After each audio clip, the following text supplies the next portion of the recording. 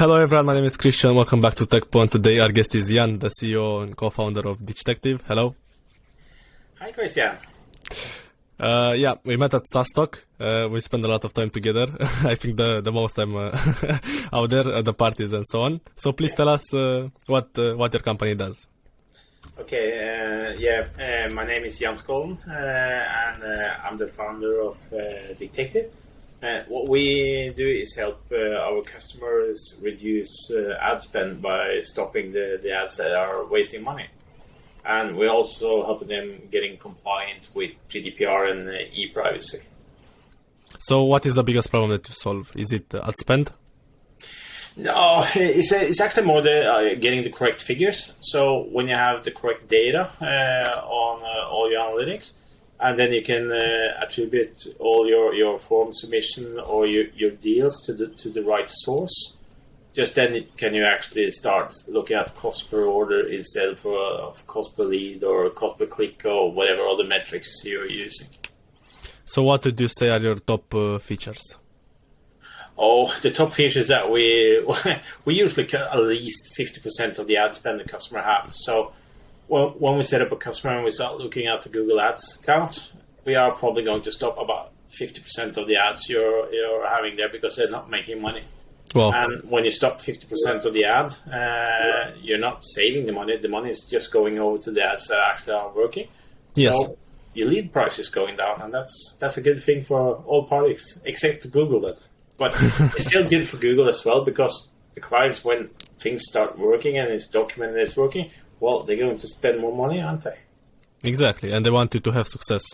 Yeah. So I would say we help them scale and grow with correct data. It makes sense. And what is the pricing for Digtective? Oh, it's 799 euros a month, and we take €2 a lead. So we mainly work with highly regulated businesses. So like, banks, brokers, insurance, medical, but we're looking to move into other verticals as well because the pricing doesn't make sense for e-commerce or other smaller, not smaller customers because they're kind of bigger in how many leads they get, but yeah. And do you currently only integrate with Google? Oh no, we have a Facebook as well. Mm-hmm. But you can say that everything that's referred to your homepage we can track. So with Google and Facebook, we use the dynamic tracker variables. So we kind of use like a UTM value for everything, and those we don't have a UTM value or a tracking code, if you want to call it that. We're going to take them on referrals like Google SEO, Bing SEO, or other links that the clients have into our links or sources they have to contribute to their leads generation. Yeah, that's smart. And can you share with us some successful use cases, companies that used your product? Yeah, we have a really good one on our homepage. That's for Send Finance. I don't remember the figures in my head, but I think we reduced the price per lead by 87%. Wow. And we reduced the cost per sale with, I think it was 84%. And that's kind of good numbers. Wow. But I don't think we have a customer that we haven't saved, at least half the budget. So, yeah. But after customers get in and you save the initial amount, do they churn? Do they have what's the reason for renewing the second year? Oh, we have a running subscription, and I wouldn't say it's a reason to churn anything. We kind of see that the customers we had from the start are with us. So, yeah, no, I don't think it's a reason to churn. The only thing that can give us churn is if the client develops something in-house that is as good as our system, and feel free to do that. And for those who can't, we are here to provide our services. So your biggest competitor is in-house development. No, I'm joking. Well, but actually not. I would say our biggest competitors, or we actually don't have any competitor in the space we work. But I would say our main challenge is, getting the customers to start using our system. So the onboarding and the what should I say, the teaching of the importance of stopping ads, looking at statistics, because as a marketeer myself, statistics and figures are, not everybody is too happy about it, because you are two different, the one that loves it and the one that hates it, and we have to learn everybody to look at the figures. When did you start the company?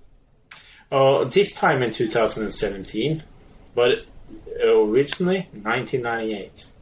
So Digtective was first started as a company in 99, but I've been working with tracking since 98. And since that I have some other startups that I exited.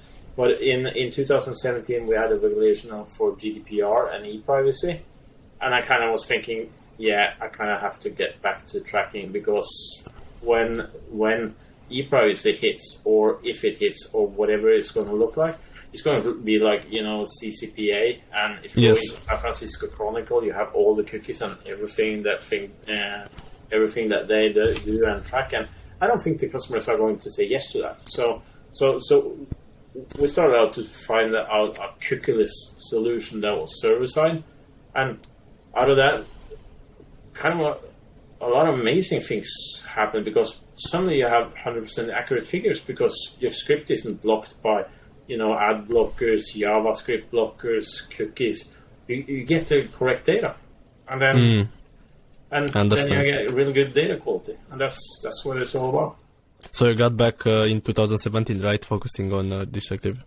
Yeah, I stayed on. I'm a co-founder of a bank, so I stayed in the bank. I think it was to 2020. Yeah, 2020, and then I've told the chairman that I'm staying until January, because I have another girlfriend that I like to see what we can do with. So yeah. So basically, you started this year, right? No, you could say we were an MVP until this year. But we had clients all the way. Okay. We, building, testing. So I think onboarding of the first customers took 7 months. So, and now, with our perfect fit customer that is a WordPress and HubSpot, it's done in 3 minutes. So, developing a good onboarding process is the most important thing.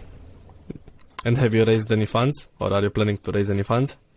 We kind of bootstrapped, and we kind of like it that way. We are looking at some AI, because when you have good data, it would be really cool to have an AI that could actually do the work for the marketeers. So, and if we're going to develop the AI, so then maybe we could look at some raising some money, but probably hoping to do that over the business ourselves and not collecting. But you never know. Yeah, I understand. And what is your main vision for the product? Our main what? The main vision, the end goal. How do you see it? It's actually two things.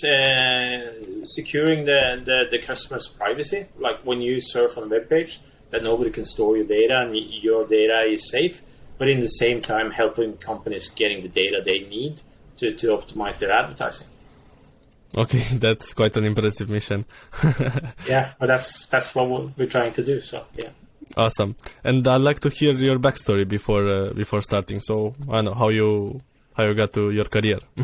Oh yeah, we touched it fast, but we could started with as a founder. I could say that I started. I got my first shares in digi.no. That was the first internet newspaper in Norway. So I was sitting there running Net Gravity and putting up ads campaigns. So that's a really long time ago. But we bought the company from some investors. So that was the first time I got some shares. And that was a really good journey. And quite lucky, I have to admit, because I sold it in March 2000. And as it turns out, it was actually... I don't remember, it was 1 or 2 weeks before the .com crash. So okay. Yes. So, but I had Digtective on the side as well, and I sold Digtective in 2003, and then I started a financial broker. So that's why I kind of work in the financial space. So I was doing mortgages, consumer finance, car loans until 2014 when I sold that company.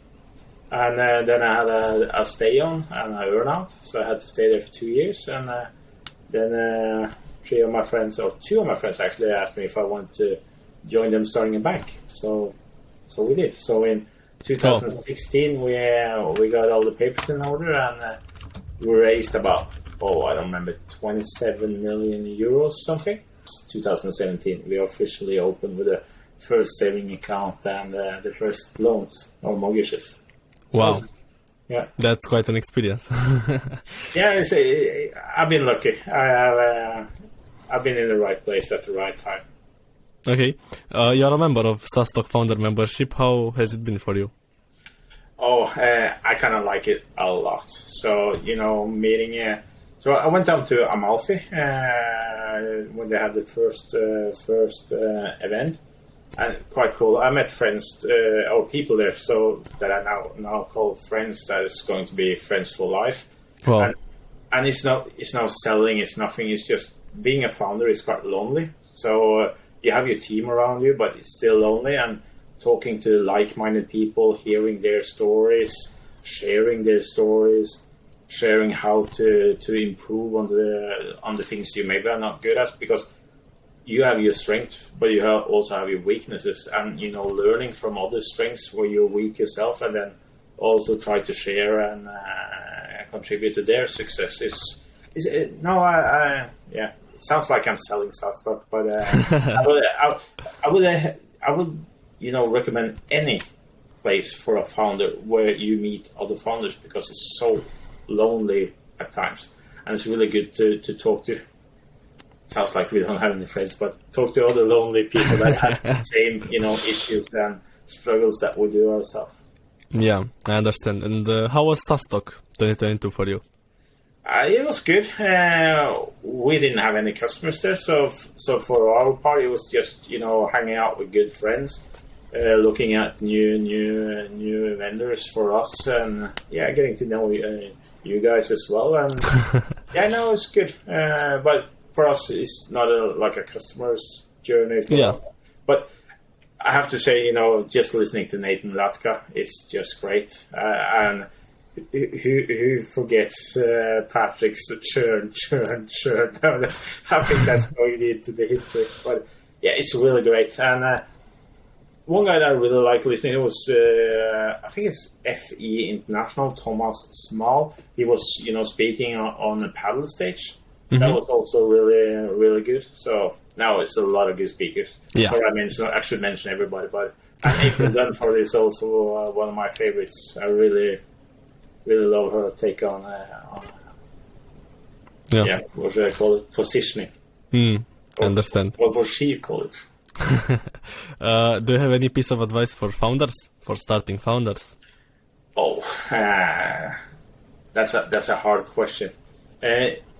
The thing is that if you can, bootstrap, test your product first, and make sure because you talk to a lot of founders, and I think the figure was 0.4% of the SaaS companies never pass. I think it was 10 million euros ARR, and that kind of tells you that maybe the product that you created is not as good as, can be many reasons for it. But I would recommend people to not try to solve a problem to start a SaaS.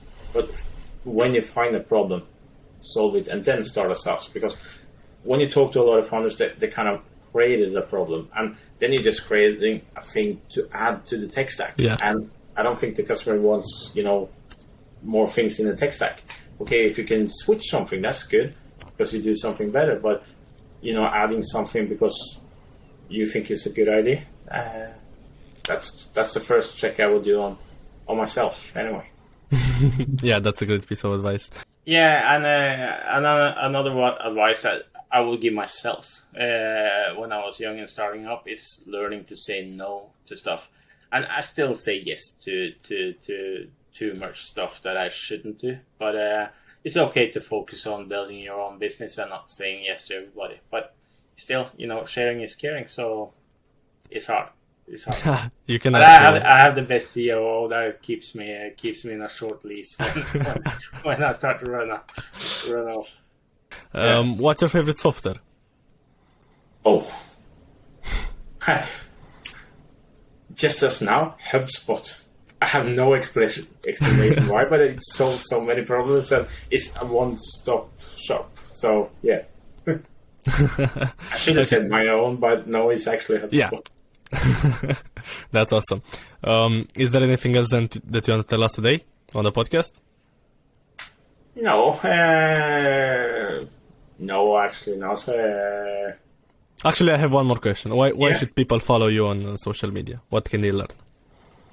Oh, if I can learn them something that's really nice. But 25 years of experience with advertising and compliance and tracking. So I try to share how you can save your ad spend without using Digtective as a tool, because that's not for everyone. But for everybody else, I'd like to share how to optimize your advertising. And it's really important to look at the figures, even if it's boring. And if you have to do it in Excel sheets and do a lot of maths on it, but still do it, because that's the only way you can't scale and grow if you don't measure.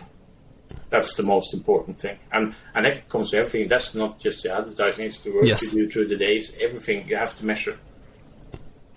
Thank you so much for being here, and thank you for helping the community. Yeah, and thank you for having me, Christian. I wish you all the best. Yeah, likewise. Thank you. Super.